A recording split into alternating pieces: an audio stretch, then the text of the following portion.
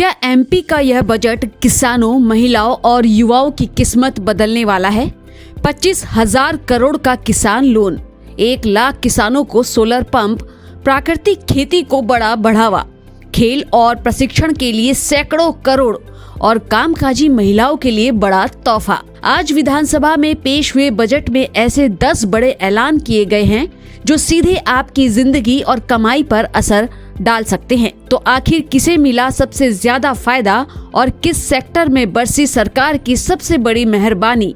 आइए जानते हैं इस बजट के सबसे बड़े फैसले। नेचुरल फार्मिंग अंतर्गत 1,89,000 किसानों द्वारा 75,650 हेक्टेयर में प्राकृतिक खेती का लक्ष्य है। नरवाई जलाने की प्रथा को समाप्त करने के लिए फसल अवशेष प्रबंधन में उपयोगी कृषि उपकरण उपलब्ध कराए जाने के साथ सैटेलाइट के माध्यम से मॉनिटरिंग की जा रही है।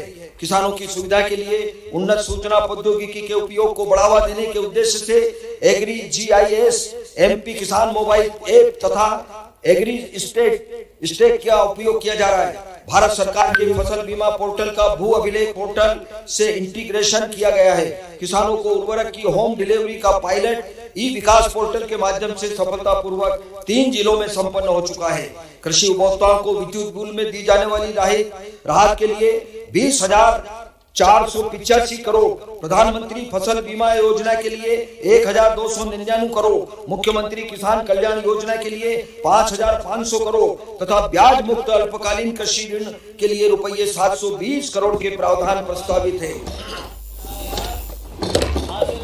वर्ष 2025-26 में समर्थन मूल्य पर 9,05,000 किसानों से 77,74,000 मैट्रिक टन गेहूं का उपार्जन कर रुपये 20,213 करोड़ की राशि का भुगतान किया गया। इसके अतिरिक्त रुपये 1,360 करोड़ का बोनस भुगतान भी किया गया। खरीफ विपणन वर्ष 2025-26 में 7,62,000 किसानों से 51,74,000 मैट्रिक टन धान का उपार्जन किया जाकर रुपये 11,744 करोड़ का भुगतान किया जा चुका है। उद्यानिकी उत्पादों के बेहतर प्रसंस्करण एवं बाजार तक सुलभ पहुंच के माध्यम से उद्यानिकी गतिविधियों को प्रोत्साहित किया जा रहा है। प्रदेश में लगभग 28,42,000 हेक्टेयर क्षेत्र में उद्यानिकी फसलों की पैदावार हो रही है। वर्तमान में फलों का उत्पादन 100 लाख मैट्रिक टन एवं सब्जियों का उत्पादन 259 लाख मैट्रिक टन से अधिक है। इसे वर्ष 2030 तक क्रमशः 136 लाख एवं 344 लाख मैट्रिक टन ले जाने का लक्ष्य है। उद्यानिकी गतिविधियों के लिए इस वर्ष रुपये 772 करोड़ का प्रावधान प्रस्तावित है। इसमें प्रधानमंत्री सूक्ष्म खाद्य उद्यम उन्नयन योजना के लिए रुपये 200 करोड़ एवं राष्ट्रीय उद्यानिकी मिशन के लिए रुपये 152 करोड़ के प्रावधान सम्मिलित है। पशुपालन को व्यावसायिक गतिविधियों से जोड़कर प्रोत्साहन किया जा रहा है। प्रदेश के दुग्ध उत्पादों के हित में मुख्यमंत्री पशुपालन विकास योजना अंतर्गत Madhya Pradesh state cooperative dairy federation तथा सुबद्ध दुग्ध संघों के संचालन एवं प्रबंधन के लिए राष्ट्रीय डेयरी विकास बोर्ड के साथ अनुबंध किया जा चुका है। इस अनुबंध से दुग्ध सहकारी समितियों की संख्या तथा दुग्ध संकलन में वृद्धि हुई है। प्रदेश में वर्तमान में प्रति व्यक्ति प्रतिदिन दुग्ध उपलब्धता 707 ग्राम है, जो राष्ट्रीय औसत 485 ग्राम से लगभग 46% अधिक है।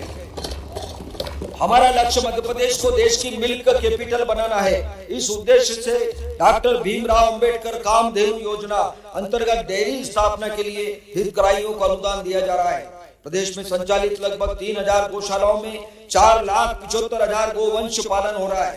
गोवंश की उपयुक्त एवं गरिमा पूर्ण देखभाल के लिए प्रदेश में स्वावलंबी गौशालाएं स्थापित करने हेतु नीति तैयार की गई है। इस नीति के अंतर्गत स्थापित होने वाली गौशालाएं आधुनिक पद्धति से संचालित होगी, जिनमें जैविक खाद, पंचगव्य तथा बायोगैस का उत्पादन होगा। पशुपालन गतिविधियों के लिए रुपये 2,364 करोड़ का प्रावधान प्रस्तावित है। इसमें गौ संवर्धन एवं पशुओं का संवर्धन योजना के लिए रुपये 620 करोड़ 50 लाख एवं मुख्यमंत्री पशुपालन विकास योजना के लिए रुपये 250 करोड़ के प्रावधान सम्मिलित है।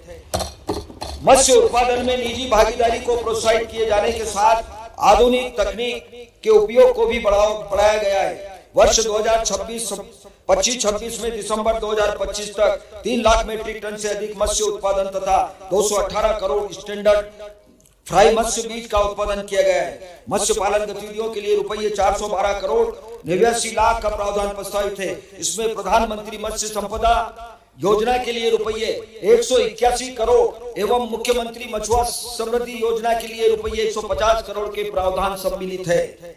सहकारिता एक जन आंदोलन है जो मुख्यतः किसानों को कृषि ऋण, आवास और उपभोक्ता वस्तुओं तक पहुंच प्रदान करता है। प्रदेश सरकार सहकार से समृद्धि के विजन के साथ ई सहकारिता पोर्टल के माध्यम से इस क्षेत्र में पारदर्शिता तथा आधुनिकीकरण की दिशा में कार्य कर रही है। प्रदेश में 4,536 प्राथमिक कृषि सहकारी समितियों के माध्यम से किसानों को शून्य ब्याज पर फसल ऋण उपलब्ध हो रहा है। मौजों के थपेड़े से डरकर जो साहिल पर रुक जाते हैं, वो लोग कहां कश्ती अपनी तूफान में उतारा करते हैं। महोदय, हमारा प्रदेश कृषि उत्पादन तथा किसान कल्याण के स्वर्णिम युग की ओर अग्रसर है। हमारी सरकार ने किसानों की समृद्धि के लिए वर्ष 2026 को किसान कल्याण वर्ष घोषित किया है। हमारी सरकार के लिए घोषणा सरकारी एजेंडा नहीं बल्कि हकीकत में बदलने का संकल्प है। अन्नदाता के श्रम से खेतों में स्वर्ण निखरता है। उन्नत बीज और तकनीक से भाग्य नया अब सजता है। समर्थ किसान और समृद्ध डगर की नई कहानी है। धरती पुत्र के स्वाभिमान में विकसित मध्य प्रदेश की निशानी है। बजट पर चर्चा के समय मुझे यह बताते हुए गर्व है कि हमारा प्रदेश दाल उत्पादन में प्रथम, गेहूं एवं तिलहन उत्पादन में द्वितीय स्थान रखता है। देश के कुल सोयाबीन उत्पादन का लगभग 35% हमारे प्रदेश में उत्पादित होता है। हमारा प्रदेश देश का तीसरा सबसे बड़ा दुग्ध उत्पादन वाला प्रदेश है। प्रदेश का संतरा, टमाटर, धनिया एवं लहसुन उत्पादन में देश में प्रथम स्थान, सब्जियों एवं फूल उत्पादन में देश में दूसरा स्थान है।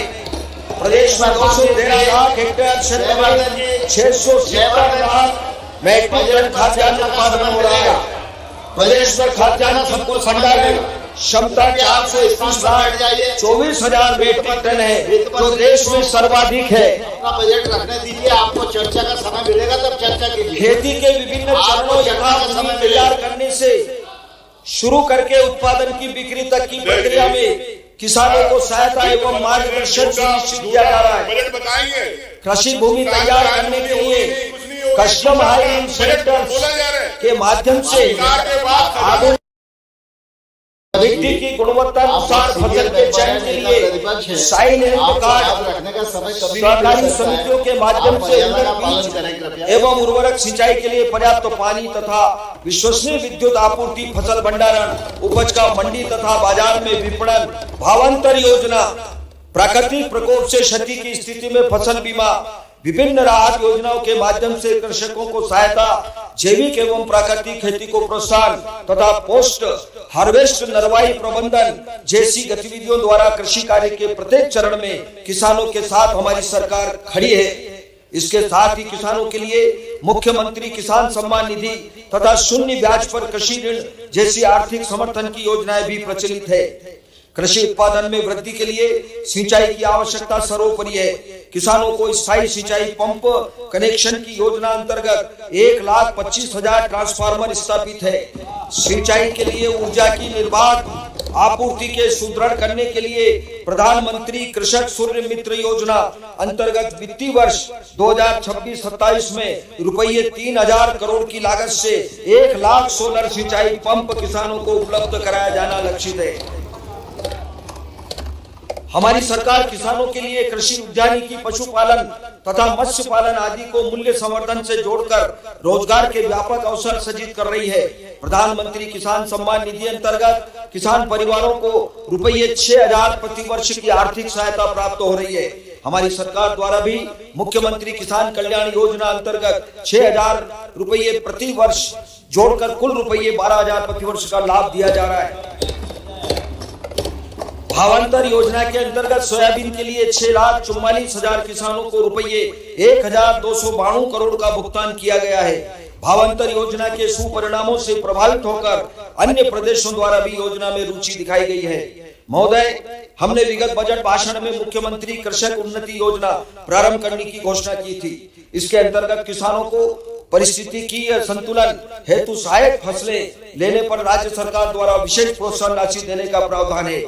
मुझे अवगत कराते हुए प्रसन्नता है कि इस योजना अंतर्गत 6,69,000 किसानों को रुपये 337 करोड़ की प्रोत्साहन राशि दी गई है। जैविक एवं प्राकृतिक खेती हमारी सरकार की उच्च प्राथमिकता है। हमारे प्रदेश में देश का सर्वाधिक प्रमाणित जैविक खेती क्षेत्र है। एपीडा संस्था द्वारा 10,13,000 हेक्टेयर तथा वनोपज संग्रहण सहित कुल 21,42,000 हेक्टेयर जैविक प्रमाणीकृत क्षेत्र पंजीकृत है। अगला स्टेशन आपकी मनचाही मंजिल खुशहाली है। खुशहाली के दरवाजे चारों ओर से खुले रहेंगे। किसान इंडिया के साथ यात्रा करने के लिए आपका धन्यवाद।